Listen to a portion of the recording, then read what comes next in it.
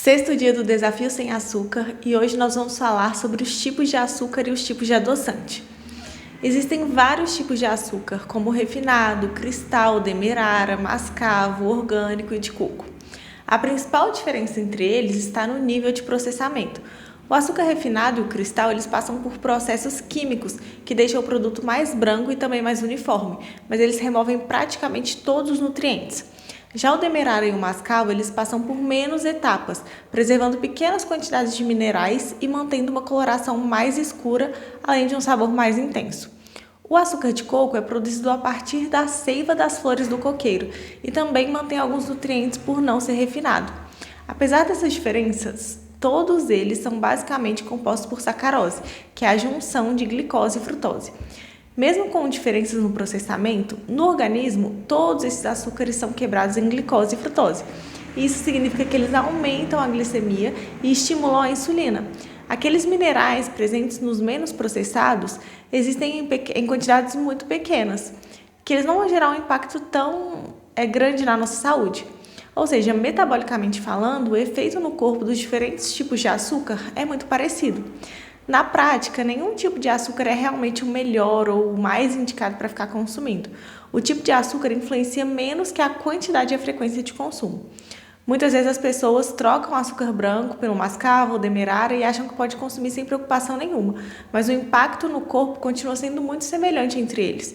Se puder usar os açúcares menos processados, melhor, mas o ideal mesmo é usar o mínimo possível de açúcar na rotina. O mel ele tem uma composição um pouco diferente. Além de glicose e frutose, ele também contém compostos bioativos, como antioxidantes e algumas enzimas. Isso dá a ele um pequeno valor nutricional a mais. Porém, do ponto de vista metabólico, ele ainda aumenta muito a glicose no sangue e estimula a insulina também, além de fornecer calorias rápidas. Ou seja, ele é menos processado, mas também precisa ser consumido com moderação. Já o açúcar de coco ele costuma ser visto como a alternativa mais saudável por conter pequenas quantidades de minerais e, em alguns casos, ter um índice glicêmico um pouco menor. Mas, bioquimicamente falando, ele continua sendo rico em sacarose, elevando a glicose e estimulando a insulina no nosso corpo. Então, assim como os outros, não é uma liberação para consumir sem controle.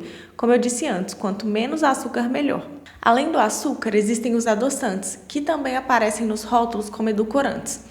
Eles podem ser naturais, como estévia, xilitol, eritritol, sorbitol, manitol, ou então artificiais, como aspartame, sacarina, ciclamato, acesulfame de potássio e sucralose.